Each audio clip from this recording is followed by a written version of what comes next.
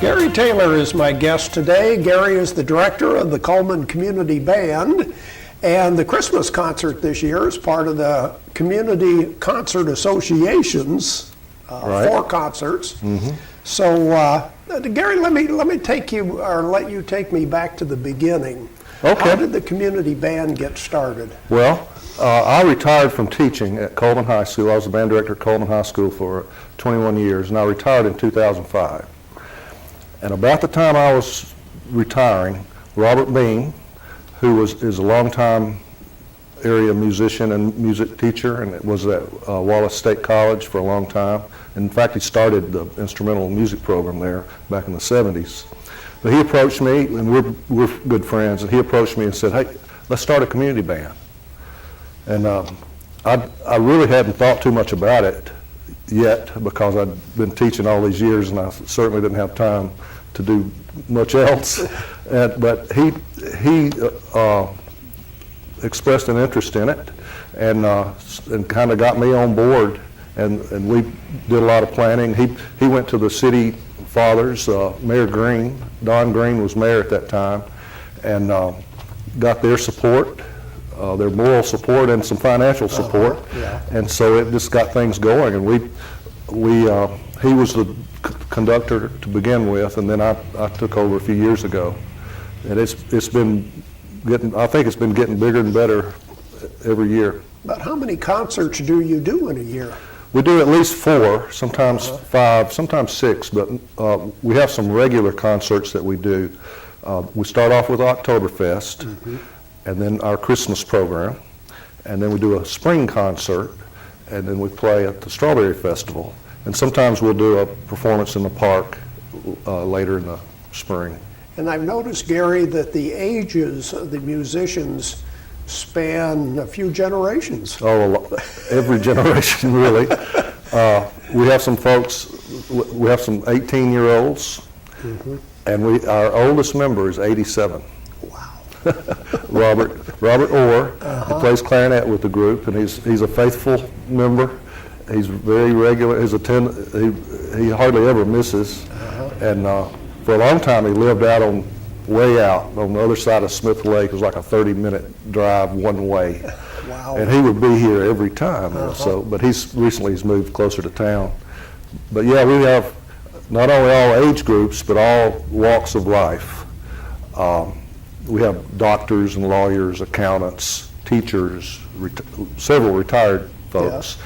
But just whatever occupation and area of life you can think of. We have several married couples. Mm-hmm. In fact, we have one couple that met in the community band and got married since they were in the band. So we bring people together. We have fun. So. We bring people together and make some fantastic music. Let's talk about the Christmas concert this year. What's in store for us? Well, it's a varied program. I'm really proud of it. Our folks have worked hard, and we're playing some challenging music and some entertaining music. We've got some features. One of our euphonium players, David Bornstad, arranged did an arrangement of "You're a Mean One, Mr. Grinch," and it's a euphonium solo, and it's really good. It's got all the nastiness of that tune, and so that's one of our features. And we're going to feature one of our outstanding alto sax players, Jacob Kiesler, on "Have Yourself a Merry Little Christmas."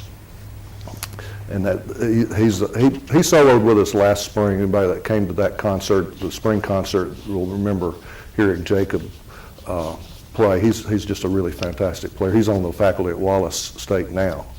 We have several music teachers, band directors, former band directors, a lot of folks that played in college. Yeah. So although it's a community band, and we don't have auditions, we don't turn anybody away. But we do have some really fine players in the group. Continuing on now with the program, we're going to finish.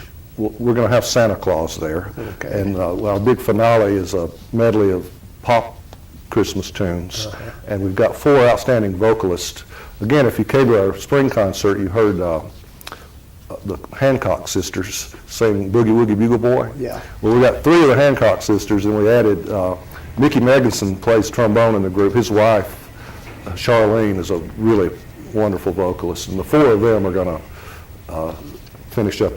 They're going to sing for us at the end of the program. So there's a lot of. Oh, and we're doing a couple of arrangements, new and different arrangements by Julie Giroux, who is an outstanding composer, contemporary composer, and she writes especially for band, but she writes other genres too, but mostly band music.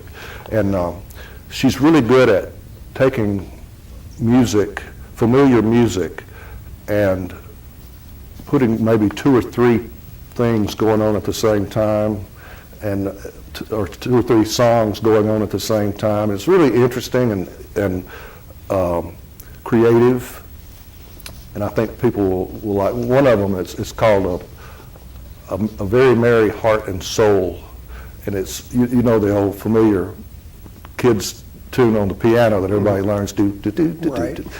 And she takes that. It starts off with that, and it goes into several different melodies. Not only Christmas music; some of them are Christmas music, but several other melodies. And it really is a creative. I think people are going to love that. Well, let's tell us where and when. All right, it's going to be Monday, December 12th, at Wallace State College in the Betty Leith Haynes Theater at 7 p.m. It is part of, as you mentioned, it is part of the Cullman Community Concert Association series, but this one is free. In fact, that association, I think, considers this a gift to the community.